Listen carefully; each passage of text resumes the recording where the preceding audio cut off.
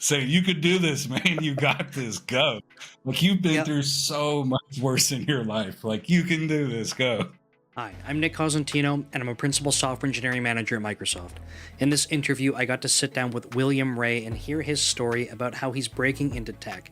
And he's got an awesome story because he's got a background that is not typical and he's been through some hard things. I think it's really awesome that he has this great message to share with all of us, and you can hear about how he's trying to transform his life and do better things. And of course, the job market for tech is really difficult right now, but it's really cool to hear that Will is going out and creating work for himself. So he's being very proactive, and I just really love a lot of the things that he's doing. If you like this kind of content, leave a comment below to let me know. Thanks, sit back, and enjoy. I'll see you next time. You do have a very interesting story about where, like, how you got to where you are currently. I don't know where you'd like to start with that, but I think hearing about that would be tremendous. I think there's a lot of value for people to hear about that because, like I mentioned to you before we flipped the recording switch, it was like, I think a lot of people expect, if I want to be a software developer, I must go down this certain path. Things must look a certain way. But the reality is, it doesn't look that way for a ton of people. So I think you have a great example of that to share.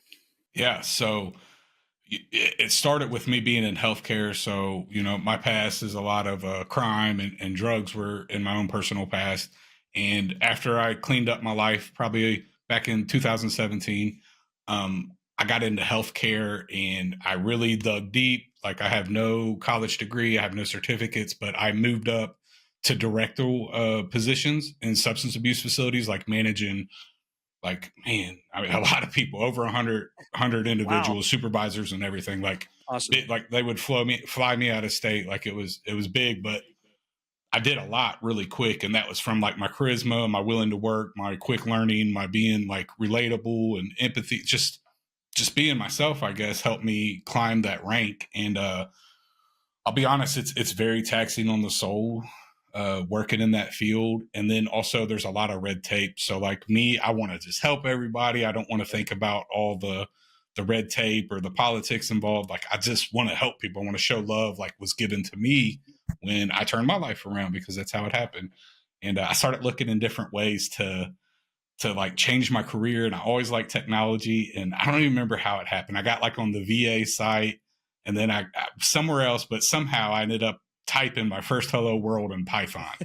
And Okay. and my mind was blown. I was like, what? I just did that because I felt like I couldn't, man. I was never good at math. I wouldn't consider myself like not smart, but like I don't feel like I was intelligent enough for that stuff. Sure. And I don't know. I don't know, man. It was like this weird events. Like I did an IT support certificate through Google that turned into me typing "Hello World" in Python. That turned into me making a little game where you could put a robot through a maze. And Cool. I Yeah. was just like, that was it. I was sold on it. You're And like, I holy dug crap, deep, man. I'm doing it.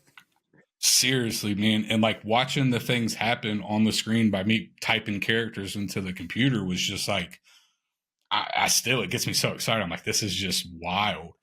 And I did that for a while with self study and was still working. And then I quit my job and I was like, I'm going to do this. We're going to make it happen. And it didn't happen.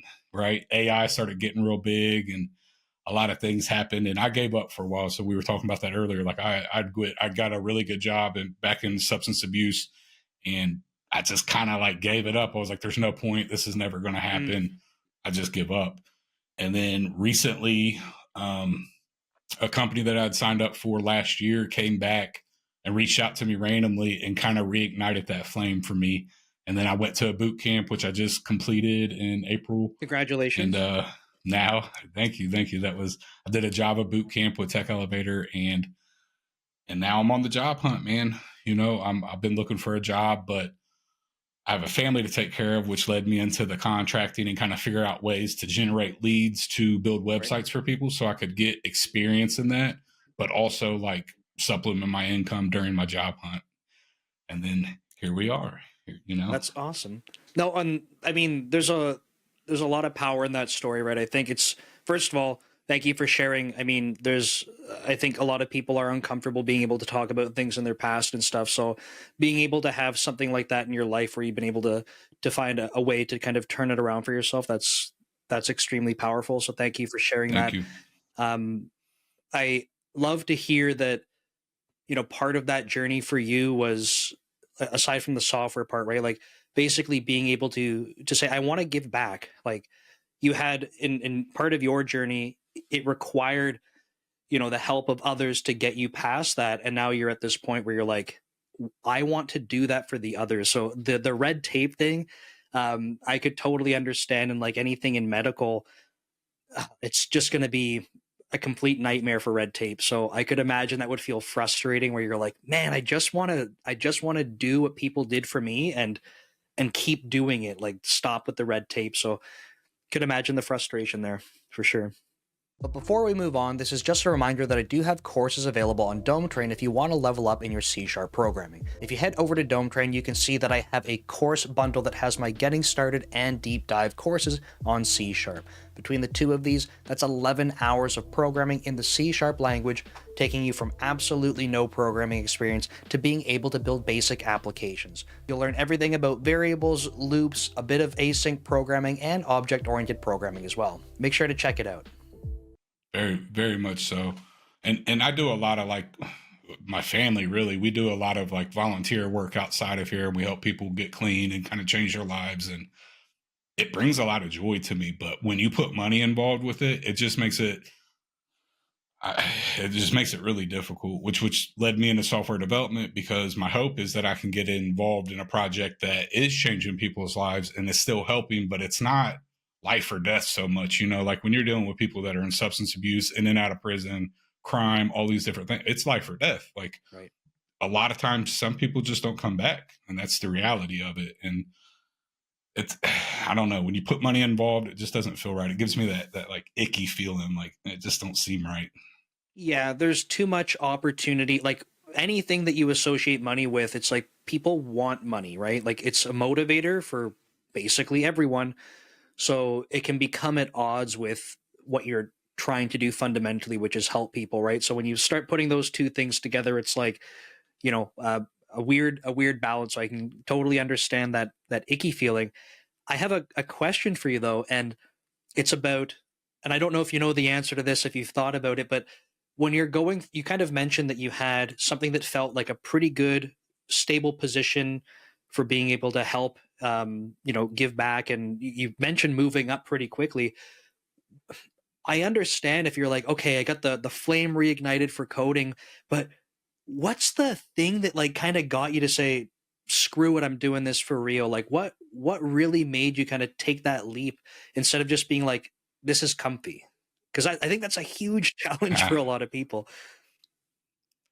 So it's a little bit of different things, and if I'm being completely honest, some of it is money related, because without me going to get a master's degree in social work or something like that, like I was making over six figures and all I have is a GED. I've been to prison multiple times. I was a drug addict for most of my life.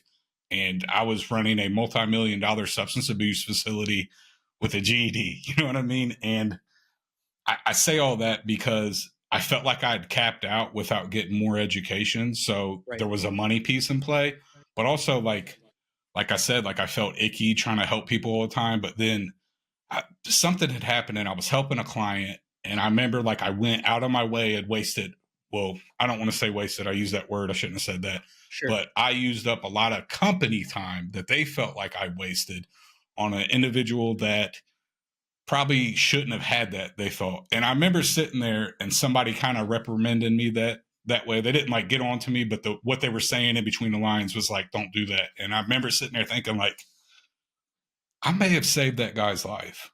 You know what I mean? Like he was ready to go. And you come to me to tell me that, I shouldn't be wasting my office time with that. And it just, it affected me like a lot. Like I felt very miserable at work after that. And it was like that pain motivates us to do change, right? When you feel enough, when the pain is great enough, you'll do something different. And that was kind of one of those movements for me, was like, already I was like, how can I make more money? I got a late start in life. I need to invest quicker. I need to make more money and do these things. But also like, I don't like how this feels anymore, right? It doesn't feel like it's helping people anymore. I feel like I'm lining people's pockets and my heart wasn't in it anymore. And it was so weird because it was like a switch was flipped, and I was like, I'm just going to go all in, and I'm going to figure this out one way or another.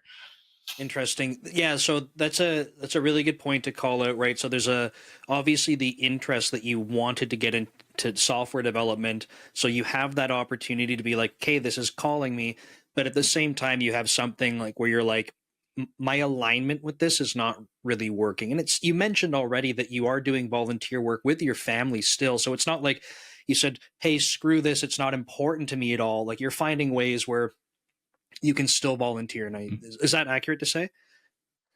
No, yeah, very much so, because it feels a part of my soul that nothing else does. Right? There's just something you get from it that money doesn't feel, other things don't feel. It's just like it's part of who I am, and I'd like to say it's a part of who my kids are, a part of who the whole family is. Is that is us as a family. Like, people know when we show up, we're going to help. We're going to roll our sleeves up. We're going to do whatever we can. We'll stay late after the party to help clean up, stuff like that.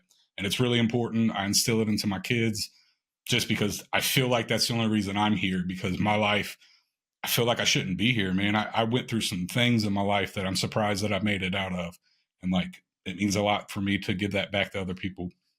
Yeah, that is truly A humble incredible. brag.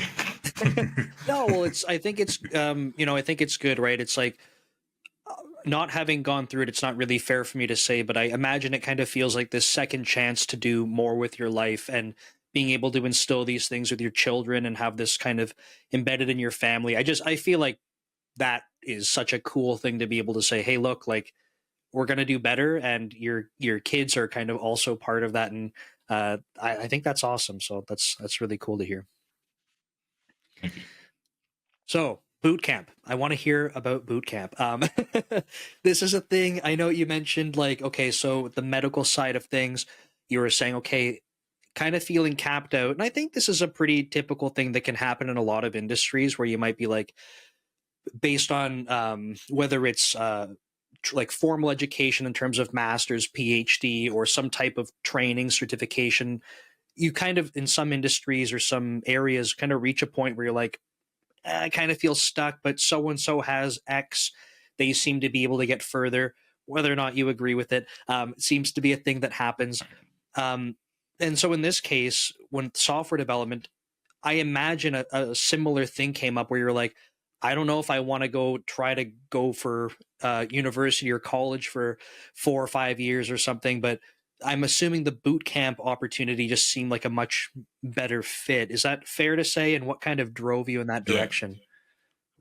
very much so. So I had self-studied for a while, and like I said, I had quit. I felt like I wasn't getting anywhere, and I think everybody goes through that, where you just feel like you're not learning, you're networking enough, whatever it may be. But boot camps they have a real bad name at the moment. So I did a lot of research on that. But like you said, I don't really want to go spend the next 4 hours or 4 hours, 4 years learning for a college education, because what's the next 4 years look like? Who knows? Is it still going to be worth it when I'm done? I have a family to support. Like, I got a late start in life. I want to make this happen a little bit faster. I'm already, I've built some websites at this point. I've networked with a few people. I had a YouTube channel, and I had already done a lot of things. So I thought maybe the boot camp would be like the little credentialing on my resume, that maybe Right. somebody like, okay, he's been doing this for a little bit. He's taking it serious. He dropped, 25,000 on a boot camp, including fees for living and stuff. But maybe that would be the last push over the hill, is kind of what I was hoping for with that. So I chose to go to a boot camp. It was full time for 4 months, and I'm torn at the moment, right? Okay. So it was good. It was good. I learned a lot. I met a lot of really cool people, and I like to do a two-pronged approach when I apply, and it opened up the doors to a lot of other people. And I think that Okay. was kind of what I really wanted anyways. But since I don't have a full-time job at the moment, maybe I'm still bitter, and it's not their Sure. fault, it's my own fault, right? Okay. Yeah. Right. So how did you okay, I have definitely heard regarding boot camps, like I've heard of some people especially recently talking about having success at them, and I think that's awesome because I don't I don't want software engineering and software development to be like a gate kept thing. I think that like one of the really awesome things and kind of like part of your story is like, hey, like you kind of stumbled upon programming and you're like, holy crap, this is cool. And you're doing it. And I think that for so many people, they're like, oh no, like I'm just not smart enough. I don't know math. It's just, I'm not that person. And I think that there's already too much of that. And we don't need any other things to gatekeep people from going further. I think there's value in college and university. I think there's value in formal education, but I don't think that it needs to be the only thing. So I'm glad to see some things are changing. But I have seen a lot of boot camps. There's so many of them. And I think I've talked about this before, and I want to kind of hear your perspective on this because you had to go through finding a boot camp. But it feels like to me, with so many boot camps that are competing with each other, you kind of have this effect of like, how do we make ourselves look better than the other boot camps? So we will do it better for you. We will do it faster for you. We will have a better guarantee.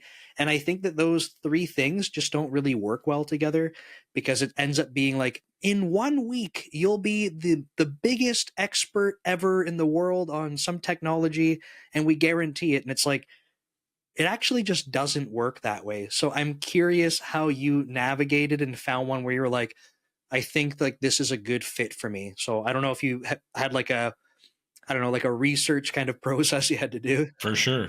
Oh, for sure. So I researched heavily. I mean, so for the whole year that I was self-studying, the reason I hadn't made the leap yet is because I couldn't afford it. Like things weren't, it just wasn't adding up for me to be able to do a full-time boot camp at the moment.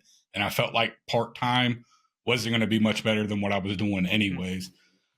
But I didn't listen to what the boot camps were saying. So I didn't look at none of their pages. I didn't do none of that. I got on LinkedIn and I found people that had been through boot camps and I reached out to them personally. I probably talked to, I want to say close to 100 different people at different boot camps before I even went. And I tried to pick people in my area because I thought maybe locally. So like Tech Elevator in the area that I'm in, they are, businesses respect them at the moment. A lot of people have gotten hired.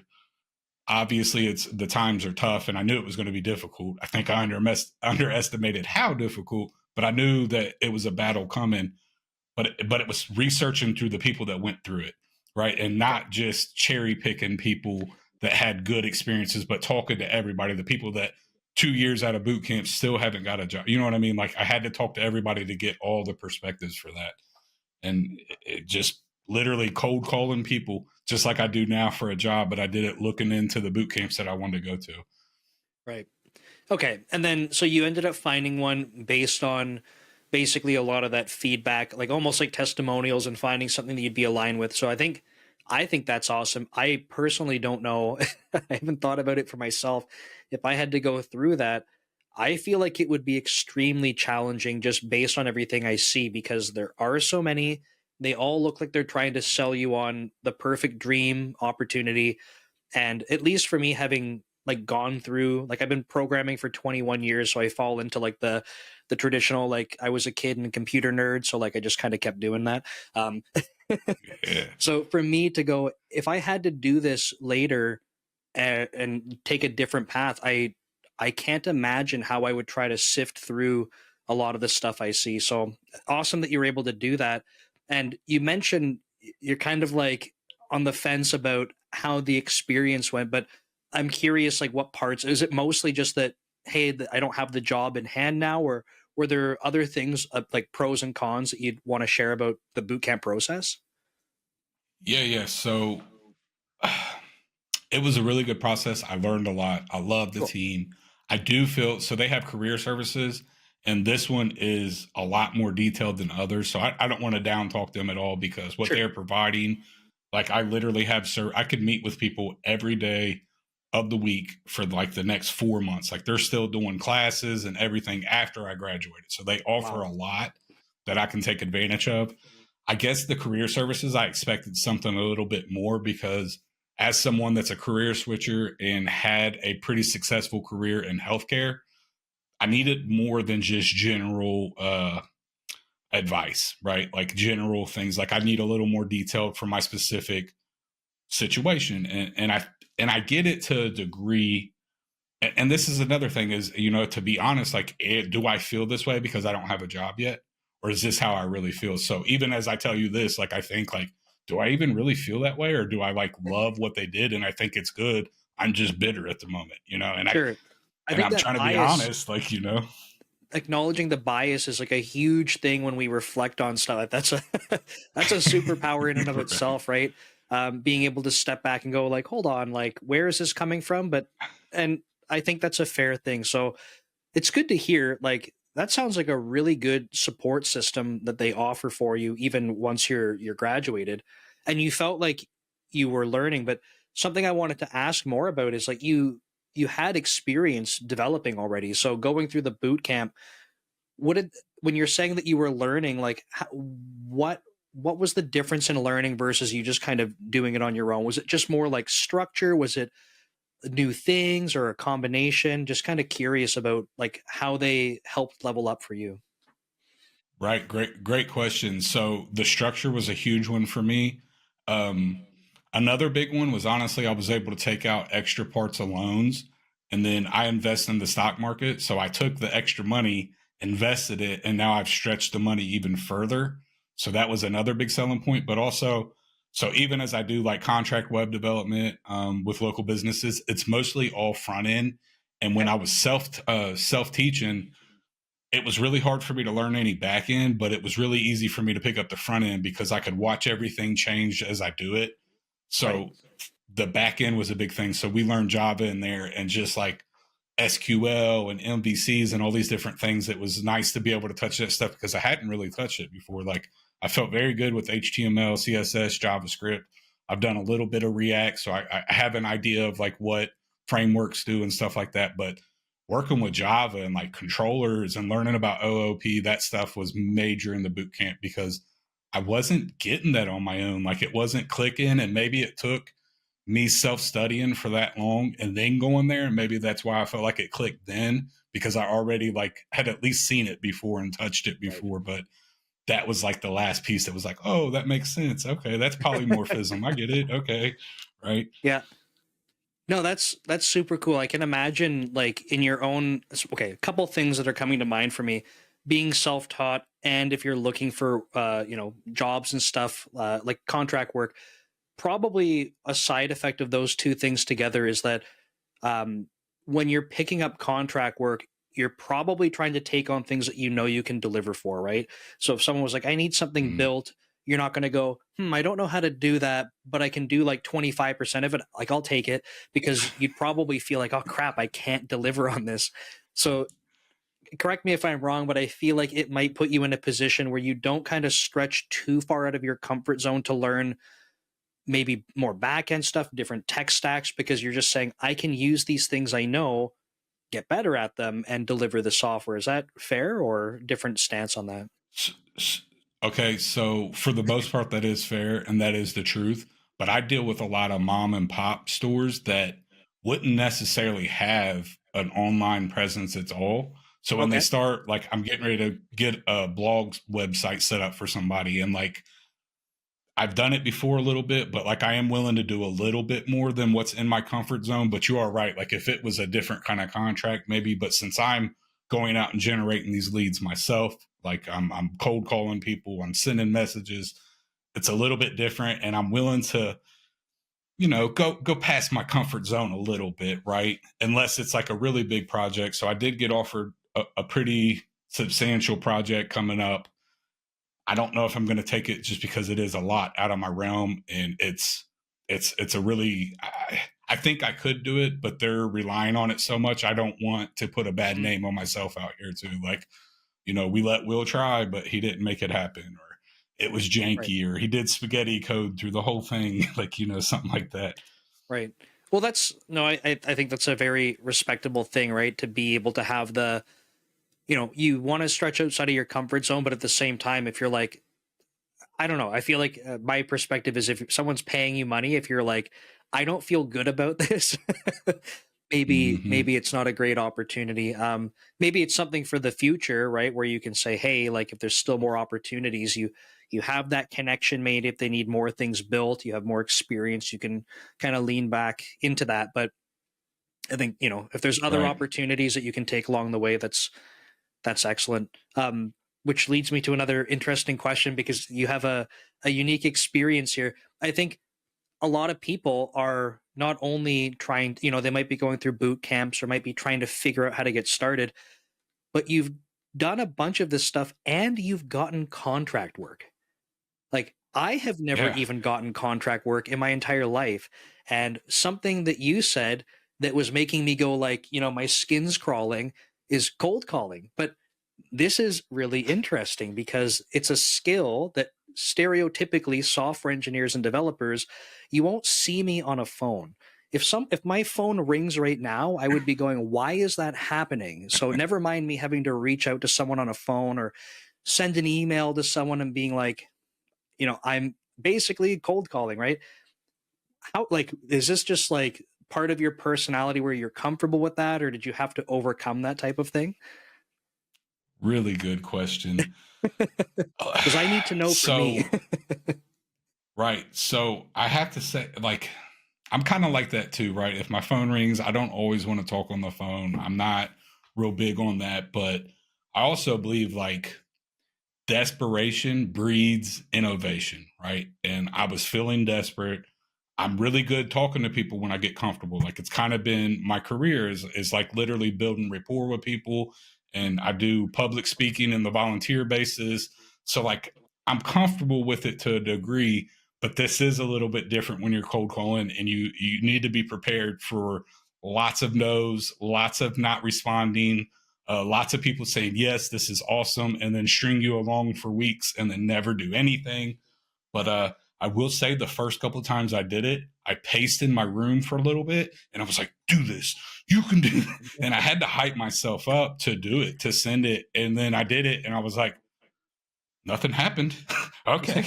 I'm still okay. Right. Right. So I did it again. But I do specifically remember doing those first couple ones. My palms were sweating. My heart was racing. I was scared. Right. But I just had to push through that fear because I was like, I'm not getting a job right now. I have kids that I have to take care of. I have to do something. I can't sit here and wait for a company to give me a shot. And I don't want to go back to healthcare. So if I can stretch this a little bit longer during my job search, I'm going to do it. And that kind of breeded that innovation of like, just do it. Desperation was like, make it happen. And here we are. It's nothing huge. It's not like paying all my bills, but like I'm going a little bit. It's stringing me along a little bit longer. You know what I mean? I have a little bit more time on my plate now. So, and Yeah.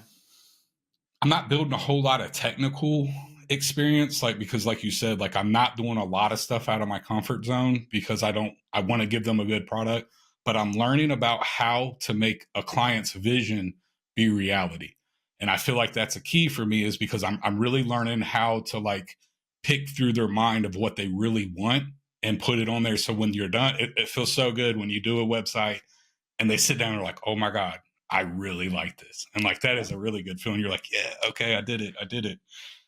That's awesome. So, a couple things you said there that I absolutely love. So, I definitely appreciate the openness and honesty about pacing before getting on the phone, right? Like, I, when Oh, people not talk not to me just about, pacing. I was yelling at myself, saying, "You could do this, man. You got this. Go!" Like you've been yeah, through so much worse in your life. Like you can do this. Go. yeah, it's just a phone call, right? I joke around, and I mean this is true though. For me, public speaking, like I do obviously do a bunch of YouTube and stuff now, but that's helped me a lot before doing the YouTube videos. And I had to change the way. It's probably over the last 16 months or so. I had to start changing the way I would refer to how I feel about speaking in public, because I would say I am bad at it. I don't like speaking in public. I'm bad at it. But it's like, it's not a fair statement. I don't like speaking in public. I'm bad at it is wrong to say, because I'm only not great at speaking in public because I never do it. If I keep telling But myself, you said it right there. Let me interrupt for 1 second. You said it right there, and our words hold power. And what we tell ourselves every day is what we will become or believe or whatever. And like you said right there, I don't mean to interrupt. I just like that is so important to me. I believe what you say about yourself is what you'll become. Like you literally have the power to say that. Like I was working with somebody recently, just kind of like coaching and encouragement a little bit, and kept saying I'm not a software developer. And I was like, quit saying that and say that you are, because if you say it enough, you're going to believe it, and then other people are going to believe it. And I'll leave it at that and cut you off. No, But no, that is so important to me. I think that's huge, and it probably took hearing it from like that kind of mindset from my wife, actually, because I had a problem with saying things or acknowledging things like, you know, words are power, because what I would take it like literally. So it would be like, if you say something, it will happen. I'm like, sorry, it's not magic. Things don't work that way. But what I started to realize is like, that's not what people are saying. They're not saying literally you like summon and manifest things automatically by saying it, because that's obviously not true. But what they're saying is that when you repeat the things, when you shift your mindset, that is where the change happens. And it took me, like I said, with the public speaking thing, I had to stop telling myself, you're bad at it. So I won't go around bragging and being like, oh, I'm so good at it. But at least I say, like, hey, look, to speak in public, yeah, I get uncomfortable with it. But I've had enough people say, like, hey, you did a great job. I put out enough YouTube videos now where I'm like, I can turn on a camera and talk to it. I don't feel that I'm bad at it anymore. So I don't have to say I'm a pro, but, you know, I don't feel I'm bad at it. Do I get a little uncomfortable and a little nervous? Sure. But it was a mindset shift. So the joke, or kind of a joke that I wanted to say, is when you were talking about the pacing and the hyping yourself up, what I used to tell people was that my fear of talking in public is literally, it feels, and this is the same thing for cold calling, exact same thing for cold calling. To me, it feels like I have to go ask the prettiest girl in high school to prom, and you're holding your phone and you're like, or you have to go walk up to her and you're like, I can't, how could I ever do this? I can't do it. I can't, right? You keep telling yourself no. And I love that you said, I did it, and not like, I'm still here, right?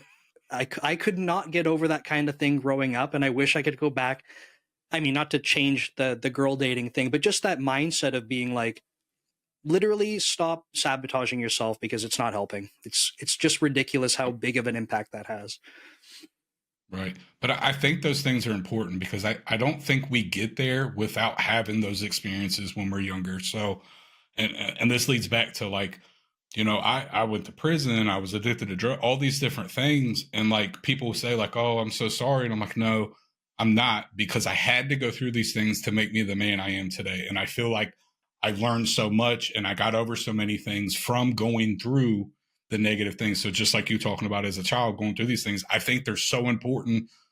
It's part of the process. Like, you can't just arrive to the destination. You have to drive there first. And that's part of driving there. And I like that a lot, how you just said that, because that's just part of the process. And it's uncomfortable and it's not fun, but you know, it can pay off in the end when you get through it. And you're like, hey, I have a better understanding of this. And it's probably going to stick this time because I went through all the stuff before. Yeah. And exactly along that train of thought is, especially for more junior software developers or people trying to get into the industry, something I hear a lot is like, and I understand this because I think it's only human, people are looking for shortcuts. They'll say, hey, you're doing it. Like, tell me what you did so I can just do it. And, or like, you know, what's the best book to read? What's the best language to learn? Like, where's the best courses? And it's like, there just isn't. And I have to keep repeating this to people. Like, the only shortcut is accepting that there isn't one. And the sooner that you can do that and just start putting in the time to get better, you will put in the time and you will get better. And that's just kind of how it is. So that's my philosophy. Sure. Yeah. But you had another experience that you brought up that I wanted to call out as being so important for software engineers. And I would say a majority of software engineers never get this experience in their entire career. And that is, you talked about being able to, you know, speak with a customer and deliver to a customer what they're looking for. So getting in their head, trying to figure out what they want. I would say that most software engineers never get to experience this ever. So I think that's really cool that you've had this opportunity. But have you kind of acknowledged that for yourself, where you're like, this is actually a side to software engineering, or is it kind of just like it's just happening because it has to take place?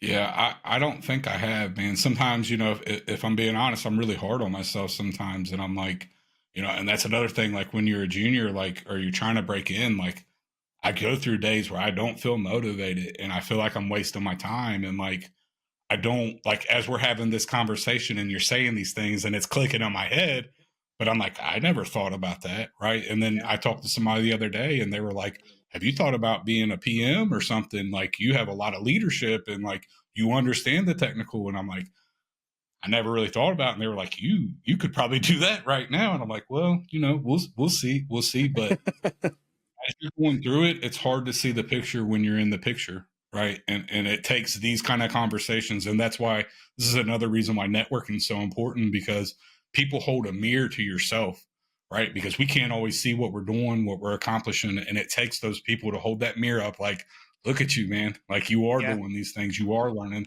things that are really valuable that we just don't see. Yep, it's huge, right? I actually did I don't know if it was last week or the week before. I was doing a live stream on, I think it was last Monday. I did a live stream basically on this idea of, we're not kind to ourselves. And even from you sharing your experiences, being able to volunteer and help, like obviously there's a tremendous amount of kindness built into you, right? It's part of who you are. Like you said, you're instilling it in your children. And it's so hard for us to be kind to ourselves, and to be able to kind of sit there and go, oh, I'm not gonna curse on YouTube, but like to be able to say, holy crap, like I am doing it, right? It might not be as you're not snapping your fingers and you're making $1 million a year writing code without even looking at the screen kind of thing, but like but you're doing it, you're taking the steps to get to where you want to be. And I think it's important that we do have these opportunities to reflect and go, yeah, like if I were a year back seeing where I am now, I'd probably be like, yeah, man, that's pretty sweet, right? But we don't do it enough.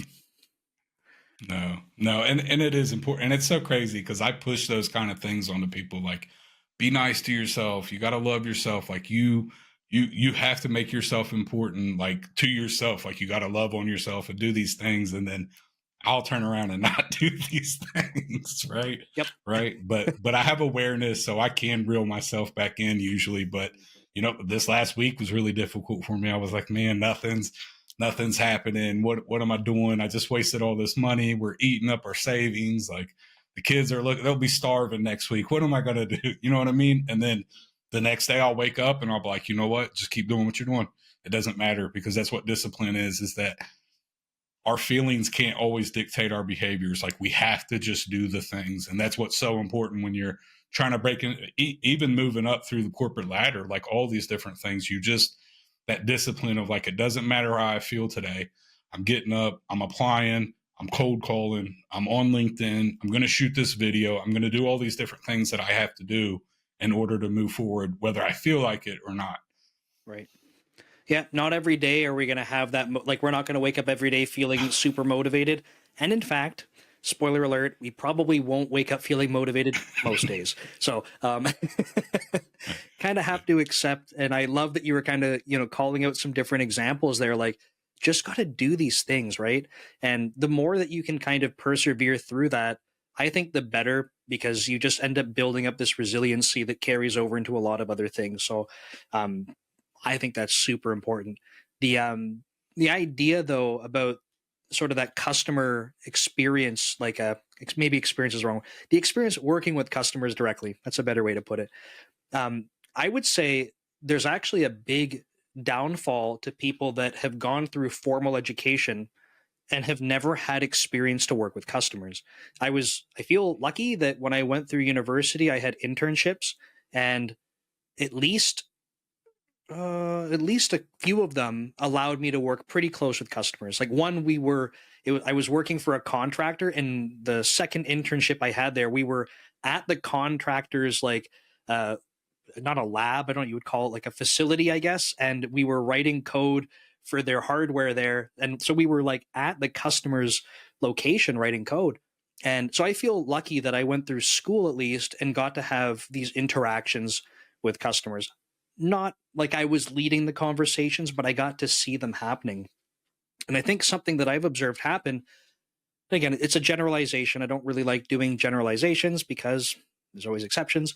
But what I've noticed Right. is a lot of people that take a very strong stance on the academic side is they go into industry and then it's like, okay, we have to go deliver these features. And they need to, a lot of the time, wait until they feel like something's perfect. But what they don't realize is that basically 100% of the time, you are never going to have anything that's perfect. You're going to be working in legacy code bases. All of those design patterns and things that people said either use them or don't in these situations. Guess what? You're seeing all of the exact opposite in the code bases you're working in.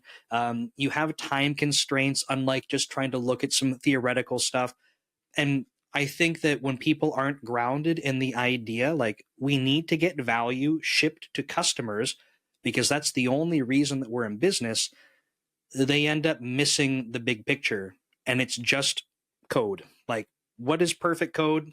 And they lose all of that time. So I did want to say again, like, I think that you having that exposure, especially at this part in your career, is enormous. Thank you.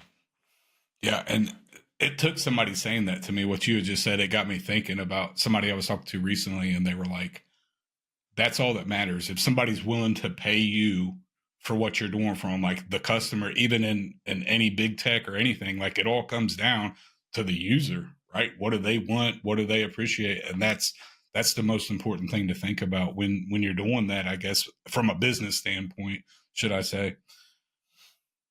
Yeah, it's I wanted to give you an example because maybe in your current development, especially if it's mostly, if you're doing stuff on your own right now, something that happens is that people will talk about tech debt. I always love ranting about tech debt on these chats when it comes up. But a lot of the time, they take this perspective again, engineering mindset. I totally get it.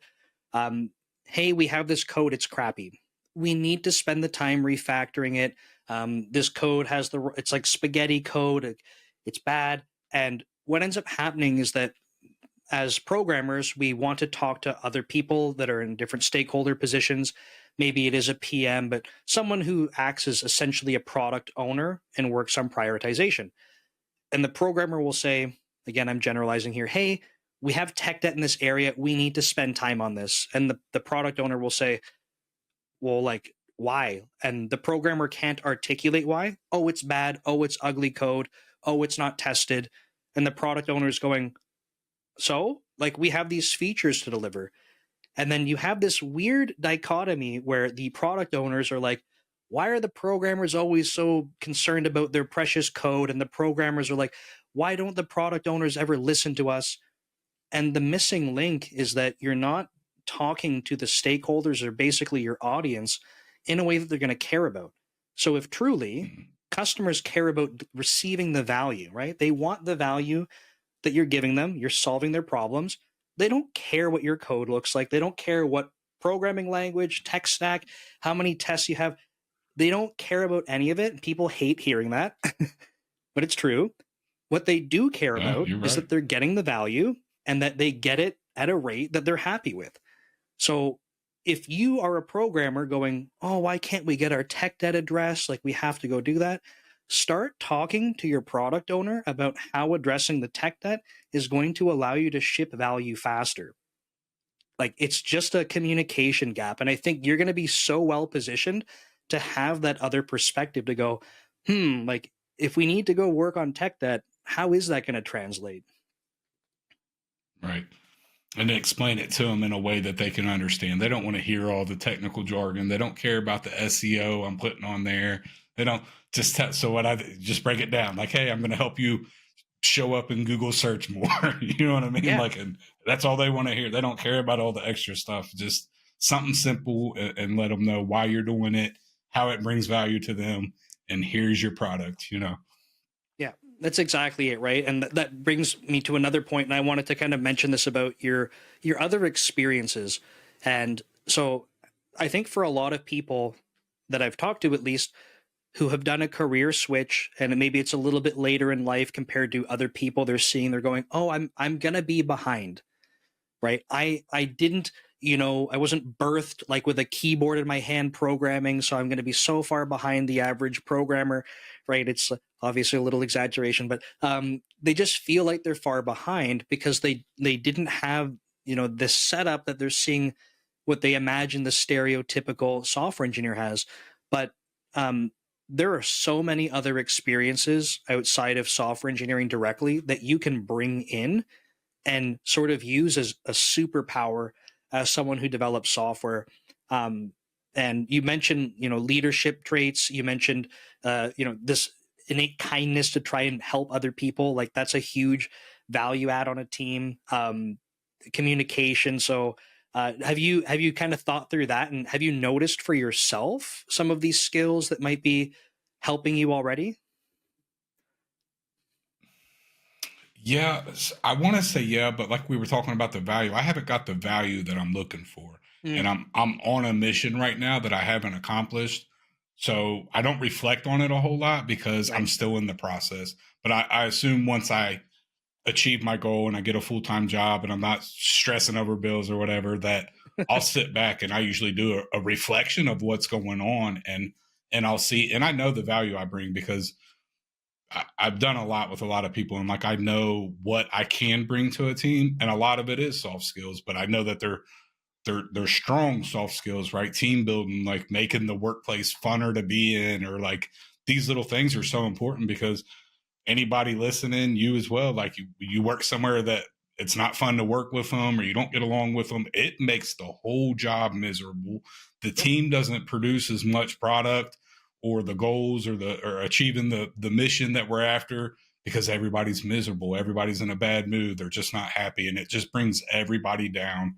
And I think it's so important to have those skills to build everybody up because I know when I'm in a good mood and I like my team and I'm working with them, I'm working harder too. And I'm probably working faster and I'm probably doing better work than what I normally do just because the energy's better. The energy, everything about it's better, you know? It's a real thing, and like the exact opposite holds true. So a lot of the time you'll hear people talking about, as software developers, the 10x engineer and stuff. Like I don't know where the 10x comes from, The but graph, that yeah, graph. there you go, right through to the moon somewhere. But basically, you have this idea of being able to multiply other people, and I think that that's a huge benefit. That's what you want in teams. But unfortunately, the exact opposite holds true as well. And if you have like one bad apple, um, the entire team can grind to a halt in terms of productivity. So as an engineering manager, that's one of those things where, yeah, I want to be encouraging everyone to try and be a multiplier with the rest of the team, like help out when you can. The more that we're working together, the better we can do as a team. But it only takes one person, even with a bunch of multipliers, to basically wreck the whole thing and make people go, why am I here? I hate being here. And then nothing gets done and no one's happy. So yeah, I just wanted to mention like it's a real thing. It makes a huge difference on teams. It's real in all industry. It don't matter what industry you're in. That holds true everywhere, right? And then you think like, what if you don't have a multiplier on the team, and all you have is a bunch of, just I show up to work, and then you got a couple bad apples. Then what happens? Next thing Yeah. you know, you got a full turnover on the whole team. You know, Yep. It's I, absolutely as awful. someone that's directed and right, as because I've supervised a lot of teams. I was in the leadership roles in substance abuse and behavioral health and all these things for a long time. So like I've seen the effects firsthand of like people that are like, you see them whispering at the water cooler, and then you see scowls, and then they didn't say hi in the morning, and it just gets worse and worse. And my goal has always been to like, as soon as like I feed off energy, like I can feel people's energy. I'm real good. I'm in tune with that kind of stuff. And like immediately I'm like, let's sit down and have a talk right now and let's address this, because if it's not addressed immediately, it will become a lot worse. Yep. And you don't have to be mean because usually it's just them going through something bad. Like a lot of times, like you find out that I think of a worker I had before that she was getting ready to lose her house, and like her kid was sick, and she was being real snippy and not nice at work. But I knew there was something deeper, and it took that sitting down and talking to them and finding out what was really going on to address those issues. Like, okay, so there's something deeper going on. It's not the work at all, but you're taking it out on the work and the team, but it has nothing to do with that. So let's address that. Let's figure out how we can find a solution to your issue. Yeah, it's this idea of like assuming best intentions with people, right? So it's like people aren't, I don't like to believe that everyone's just malicious, right? Like, so if something is, if you're observing something that doesn't feel great, right? Someone's behavior, maybe it's changed, maybe it just whatever, you're observing it and you're like, this doesn't feel great. It's probably not, oh, this person is a terrible person. There's probably something else going on. So that's, we see this all the time, even not in leadership positions. You might notice that even just people's communication styles and stuff on code reviews, things like that, emails, messages, like written communication. One of the worst things in software engineering, even though it's like the most common thing we do. But you'll find that people communicate a certain way, and you're like, like I don't know if that's a good vibe that I'm getting from this person.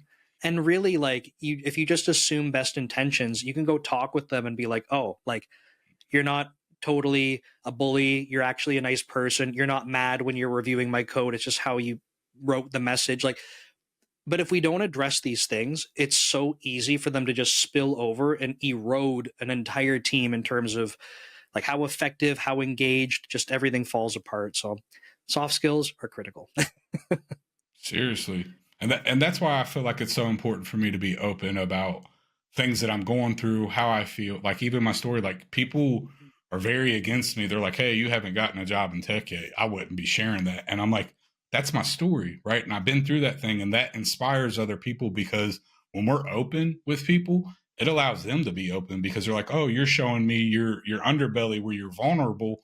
Now I can do the same with you." And you build that rapport and that bond, and it like, you just don't know, then that kindness spreads to the next person, and you change like that. And I feel like that's so important. But even, to translate that in the software development and team building, like, it's important to have that. Like, we're all human, and I think sometimes some of us forget that, or we're scared to talk about it because we think that we have to be a certain way all the time. And it's just not the truth. We don't grow from that, we don't learn from that, we just stay kind of content. At least that's my experience.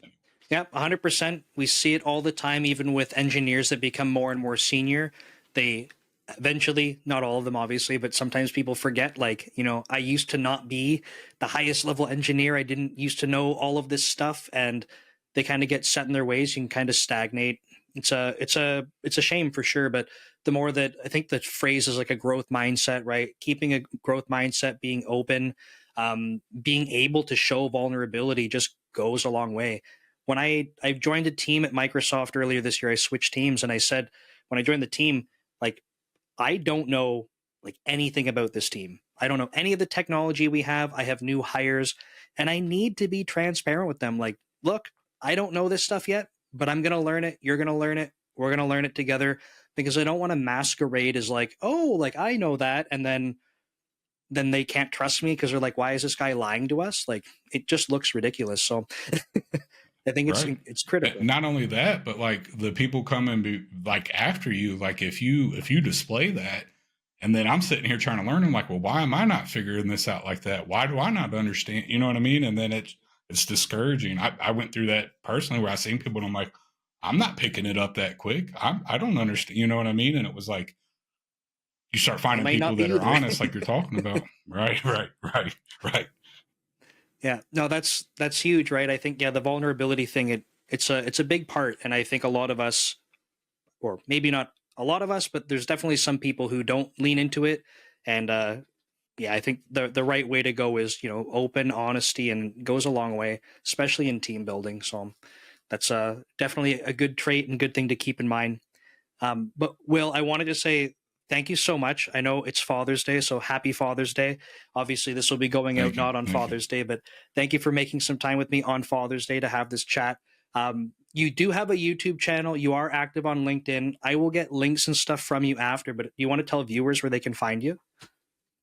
Yeah, so at the Tech Dad 87 is my YouTube channel. I just kind of share my experiences and try to motivate others, and just kind of build a community of people that went through a lot of what I went through early on. And I feel, like this is my way to give back to the tech community. I've done it in healthcare, and it just means a lot to me to do the same in the tech community, to spread this, like we're talking about, kindness, and and being open, and like the things like pacing, and I'm scared to do this. Like I want to tell people, like, you know, I'm a big guy, I've been to prison, all these things, but like I get scared. Like I go through these things. Like, you know, it's very normal for people to go through this stuff. Like we don't have to put on a facade today. Like we can share who we really are.